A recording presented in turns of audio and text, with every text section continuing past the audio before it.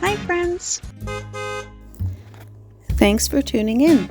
If you like this video, please give it a like, comment below, and take a moment to subscribe to our channel. Welcome to our scenic journey from the historic Cape Race Lighthouse to Route 10, also known as the Irish Loop Drive, in Newfoundland and Labrador. Cape Race Lighthouse stands on the southeastern tip of the Avalon Peninsula. It's renowned for its role in maritime history, notably as the first land station to receive the distress signal from the RMS Titanic in 1912. The lighthouse is accessible via a gravel road extending approximately 20 kilometers from Route 10. As we depart Cape Race Lighthouse, we head northwest on the gravel road leading from the lighthouse. This stretch offers rugged coastal views, so take your time and enjoy the scenery. After about 20 kilometers, we arrive at Portugal Cove South, a quaint coastal community. Here, the gravel road intersects with Route 10. Thank you very much. The gravel road from Cape Race to Portugal Cove South can be uneven. Ensure your vehicle is suitable for such conditions, and drive cautiously. Facilities are limited along this route. It's advisable to carry water, snacks, and ensure your vehicle has enough fuel. This drive offers a blend of historical landmarks and natural beauty, providing a memorable experience of Newfoundland's rugged coastline.